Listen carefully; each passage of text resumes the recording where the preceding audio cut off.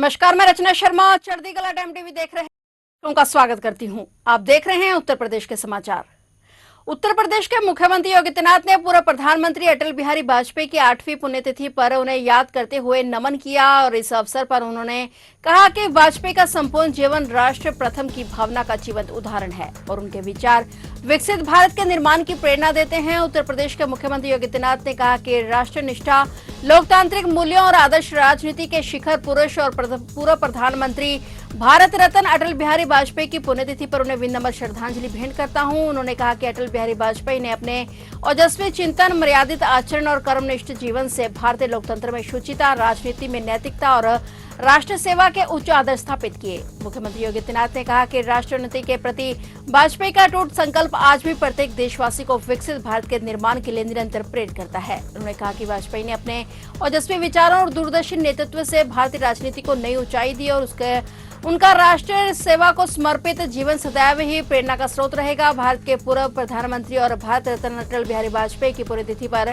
उत्तर प्रदेश के मुख्यमंत्री योगी आदित्यनाथ ने कई मंत्रियों से श्रद्धांजलि अर्पित की। सीएम योगी ने मां काली के अनन्य उपासक स्वामी रामकृष्ण परमहंस की पुण्यतिथि पर उन्हें भी श्रद्धांजलि भेंट की। अटल जी के श्री चरणों में हम विनम्र श्रद्धांजलि अर्पित करते हैं।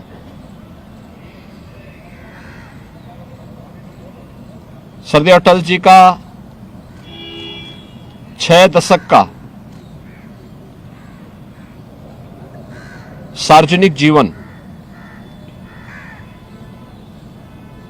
निर्विवाद और निष्कलंक रहा है। भारतीय राजनीति के वे एक अजात शत्रु के रूप में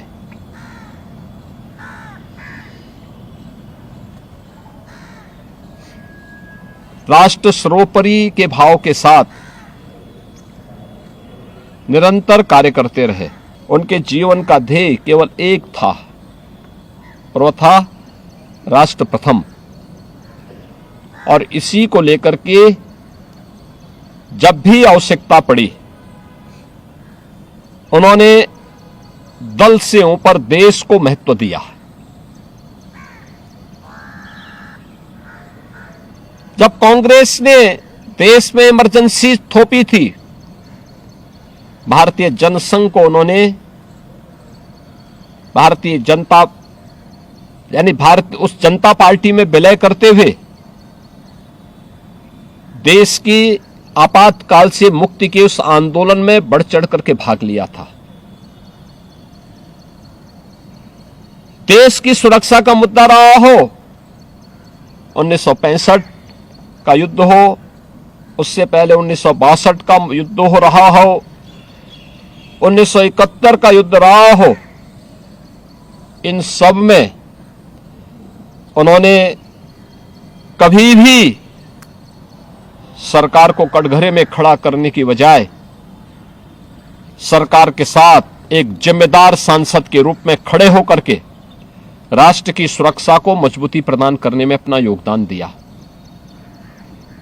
स्वाधीनता संग्राम सेनानी और महान वीरांगना रानी अवंतीबाई लोधी की आज जयंती है। महान वीरांगना रानी अवंतीबाई लोधी की जयंती पर आज रविवार को लखनऊ में एक कार्यक्रम आयोजित किया गया। कार्यक्रम में मुख्यमंत्री योगी आदित्यनाथ ने बतौर मुख्य अतिथि शिरकत की। सीएम योगी आदित्यनाथ ने हजरतगंज स्थित रानी अवंतीबाई लोधी की प्रतिमा पर फूल चढ़ाकर श्रद्धांजलि अर्पित की। सीएम योगी आदित्यनाथ ने कहा कि उत्तर प्रदेश में बेटी सुरक्षित हो, बेटी सम्मान के साथ सिर उठाकर समाज के प्रत्येक क्षेत्र में कार्य कर सके और बेटियों के स्वावलंबन के लिए शासन की योजनाएं प्रभावी ढंग से आगे बढ़े, इसी विश्वास के साथ डबल इंजन की सरकार काम कर रही है। मुख्यमंत्री ने कहा कि प्रधानमंत्री नरेंद्र मोदी के मार्गदर्शन और नेतृत्व में उत्तर प्रदेश पुलिस बल में बेटियों की भर्ती को बढ़ावा दिया गया है। इसका परिणाम है कि वर्ष 2017 में उत्तर प्रदेश पुलिस में महिलाओं की संख्या करीब 10,000 थी, जो आज बढ़कर 45,000 से अधिक हो चुकी है। सीएम योगी आदित्यनाथ ने कहा कि यह केवल महिलाओं की संख्या बढ़ाने की बात नहीं, बल्कि नारी के गौरव की रक्षा, उन्हें सुरक्षा और सम्मान की अनुभूति कराने में का प्रयास है। महिलाएं आत्मनिर्भर बने और राष्ट्र प्रथम की भावना के साथ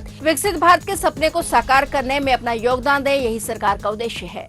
भारत की आजादी के प्रथम स्वतंत्र समर 1857 की महान क्रांतिकारियों में से एक वीरांगना अवंतीबाई लोधी जी की आज पावन जयंती है। मैं इस अवसर पर वीरांगना अवंतीबाई लोधी जी की स्मृतियों को नमन करते हुए प्रदेशवासियों की ओर से उनके श्री चरणों में विनम्र श्रद्धांजलि अर्पित करता हूं। वीरांगना अवंतीबाई लोधी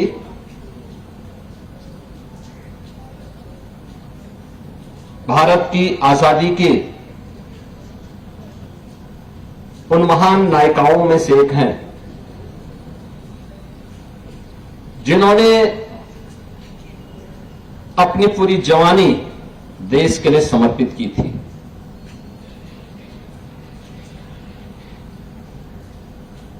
देश की आजादी के लिए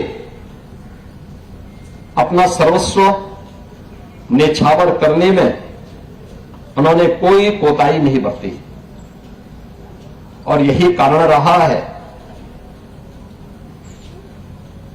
कि वीरांगना अवंतीबाई लोधी जी के नेतृत्व में अंग्रेजों के खिलाफ देश की आजादी के लिए जिस युद्ध को लड़ा गया, आज भी बड़ी श्रद्धा के साथ हर व्यक्ति उनकी स्मृतियों को नमन करता है।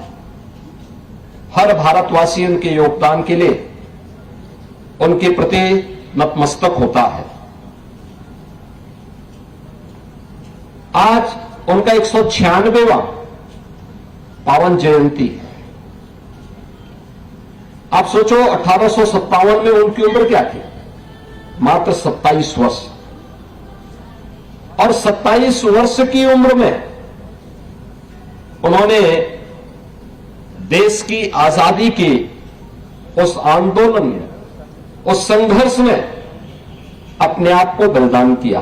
उत्तर प्रदेश में नकली और मिलावटी एनालॉग डेयरी प्रोडक्ट्स पर योगी सरकार ने अब तक का सबसे बड़ा चाबुक चला दिया है। जनता की सेहत से हो रहे खिलवाड़ को रोकने के लिए खाद्य सुरक्षा एवं मानक अधिनियम 2006 धारा 34 के तहत कड़े निर्देश लागू किए गए हैं। मिली जानकारी के मुताबिक नए आदेशों के अनुसार अगर किसी भी डेयरी या प्रोसेसिंग यूनिट ने डिटर्जेंट, यूरिया जैसे हानिकारक रसायनों की मौजूदगी मिलती है तो वहां मौजूद पूरे स्टॉक को तुरंत जब्त कर जमींदोज कर दिया जाएगा और फैक्ट्री बंद होगी। मिलावट पाए जाने पर निर्माण कार्य तुरंत रोक दिया जाएगा और लाइसेंस रद्द कर खाद्य सुरक्षा अधिनियम 2011 के तहत लाइसेंस तुरंत सस्पेंड होगा और भारतीय न्याय संहिता की धाराओं में एफआईआर दर्ज की जाएगी। उस कंपनी का सामान चाहे यूपी में बन रहा हो या राज्य के बाहर से आ रहा हो, अगर उसमें केमिकल मिला तो उसके ब्रांड की बिक्री पूरे प्रदेश में पूरी तरह से बैन कर दी जाएगी। बताया जा रहा है कि नकली पनीर का यह काला कारोबार सिर्फ उत्तर प्रदेश तक सीमित नहीं है। उत्तर प्रदेश से पहले गुजरात, महाराष्ट्र, छत्तीसगढ़ और हाल ही में मध्य प्रदेश सरकार भी एनालॉग पनीर की बिक्री और उसके इस्तेमाल पर पूरी तरह से रोक लगा चुकी है। बाबतपुर स्थित लाल बहादुर शास्त्री अंतर्राष्ट्रीय हवाई अड्डे पर आज रविवार सुबह अचानक गोली चल गई। हादसे में सिक्योरिटी स्टाफ की महिला सदस्य और एक अन्य व्यक्ति घायल हो गए। दोनों को मंडली अस्पताल में भर्ती कराया गया है। वहीं सुरक्षा कर्मियों ने आरोपी यात्री को हिरासत में ले लिया है। गोली चलने से काफी देर तक एयरपोर्ट पर हड़कंप जैसी स्थिति बनी रही। पुलिस उपायुक्त गोमतीचंद नीतू कादयान के मुताबिक 16 अगस्त 2026 यानी रविवार को सुबह करीब 9:30 बजे लाल बहादुर शास्त्री अंतर्राष्ट्रीय एयरपोर्ट वाराणसी पर एयर इंडिया एक्सप्रेस की फ्लाइट से वाराणसी से मुंबई यात्रा करने वाले यात्री कमलेश राय निवासी जनपद आजमगढ़ अपनी पत्नी के साथ एयरपोर्ट पहुंचे थे और यात्री अपने साथ लाइसेंसी पिस्टल लेकर आए थे। चेकिंग के दौरान लाइसेंसी पिस्टल की जांच और राउंड की काउंटिंग किए जाने के दौरान आकस्मिक रूप से फायर हो गया और फायर से निकला राउंड चेकिंग कर रही महिला के पैर और पास खड़े एक अन्य व्यक्ति के अंगूठे में लग गया, जिससे दोनों घायल हो गए। दोनों घायलों को उपचार के लिए लक्ष्मी हॉस्पिटल भेजा गया है। घटना की सूचना पर पुलिस के वरिष्ठ अधिकारीगण, पुलिस उपायुक्त गोमती जॉन महोदय और सहायक पुलिस आयुक्त पिंडरा सहित अन्य पुलिस अधिकारी मौके पर उपस्थित हुए और घटनास्थल का निरीक्षण कर आवश्यक जानकारी प्राप्त की जा रही है। प्रकरण में आवश्यक विधि कार्रवाई जारी है।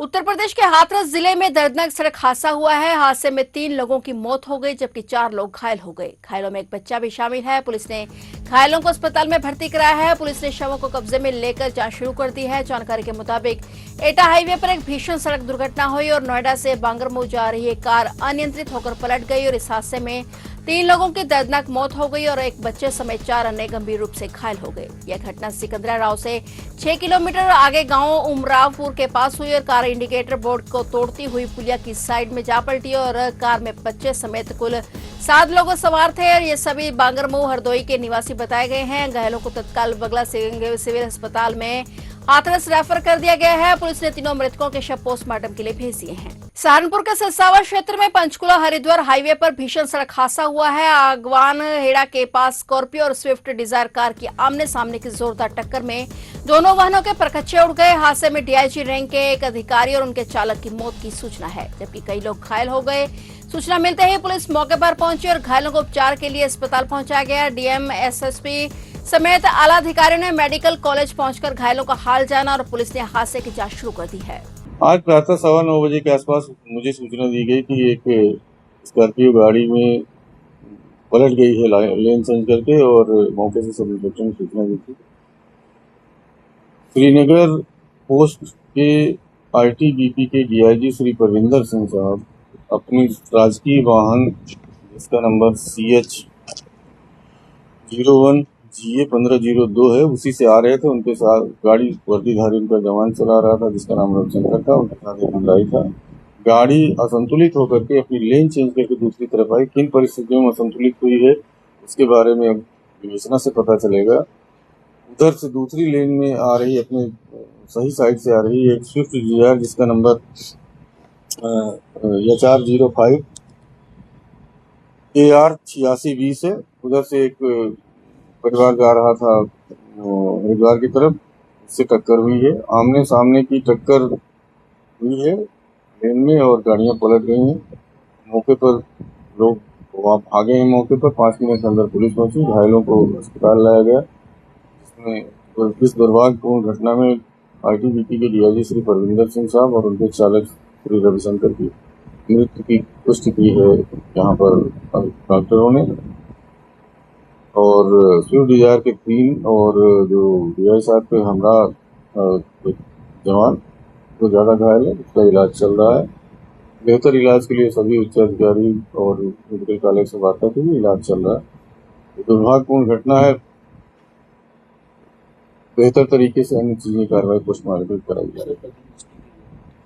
असंतुलित होकर के गाड़ी आई है, किसी को बचाने में हुआ है, झपकी आई है या बारिश हो रही थी, किसी अन्य वजह से स्टीयरिंग से कंट्रोल छूटा है, अभी भी इस का विषय है। आलमबाग थाना क्षेत्र के तालकटोरा इंडस्ट्रियल एरिया में ईगल पेंट फैक्ट्री में भीषण आग लगने से हड़कंप मच गया है। देखते देखते आग ने विकराल रूप धारण कर लिया। फैक्ट्री में उठ रहा धुआं, आग की ऊंची ऊंची लपटें और धुएं ने पूरे इलाके में अफरा तफरी का माहौल पैदा कर दिया। हालात उस समय और भी ज्यादा गंभीर हो गए जब दमकल कर्मियों को पता चला कि आग के नजदीक पेट्रोल, केरोसिन और पेंट से भरे कंटेनर रखे हुए हैं। सूचना मिलते ही दमकल विभाग ने बिना देर किए मोर्चा संभाल लिया। दमकल कर्मियों ने सबसे पहले आग के आसपास रखे कंटेनरों को सुरक्षित निकालने पर ध्यान दिया और आग अगर इन कंटेनरों तक पहुंचती तो स्थिति और भी भयावह हो सकती थी। दमकल कर्मियों ने खतरे को भांपते हुए सबसे पहले कंटेनरों को ठंडा रखने के लिए उन पर लगातार पानी की बौछार शुरू की और इसके साथ ही आग को फैलने से रोकने के लिए चारों तरफ से घेराबंदी कर फायर फाइटिंग शुरू की गई। दमकल कर्मियों की कड़ी मेहनत और समन्वित कार्रवाई के बाद करीब 1.5 घंटे में आग पर पूरी तरह से काबू पा लिया गया। फिलहाल आग पूरी तरह से बुझ चुकी है, लेकिन आग लगने के कारणों का अब स्पष्ट पता नहीं चल पाया है। अग्निशमन विभाग की ओर से फैक्ट्री में हुए नुकसान का आकलन किया जा रहा है। उत्तर प्रदेश में दक्षिण पश्चिमी मानसून ने एक बार फिर से रफ्तार पकड़ ली है। मौसम विज्ञान विभाग ने प्रदेश के पूर्वी और पश्चिम संभागों में 48 घंटे तक मूसलाधार बारिश होने की चेतावनी जारी की है। राजधानी लखनऊ में ऐसी मूसलाधार बारिश हुई कि जगह जगह जलभराव हो गया। मौसम विभाग के मुताबिक उत्तर प्रदेश में आगामी 2 से लेकर 4 दिनों तक मानसून सक्रिय रहेगा और इसकी वजह से प्रदेश से कई इलाकों में भारी और कई इलाकों में भारी से बहुत ज्यादा भारी बारिश होने की संभावना है। इस दौरान कुछ इलाकों में गरज चमक के साथ बिजली भी गिर सकती है। प्रदेश के लगभग 28 से अधिक जिलों में भारी बारिश का अलर्ट जारी किया गया है। पश्चिम बंगाल की खाड़ी में बने निम्न दबाव के क्षेत्रफल के चलते उत्तर प्रदेश में पिछले 3 से 4 दिनों से मानसून सक्रिय है और उत्तर प्रदेश के श्रावस्ती, बहराइच, लखीमपुर खीरी, सीतापुर, मुरादाबाद, रामपुर, बरेली, पीलीभीत और आसपास के क्षेत्रों में भारी से भारी बारिश होने की चेतावनी जारी की गई है। तो आप देख रहे थे उत्तर प्रदेश के समाचार और नए समाचारों के साथ फिर से हाजिर होंगे। तब तक के लिए देखते रहिए चढ़ती कला टाइम टीवी और अब मुझे दीजिए इजाजत। धन्यवाद।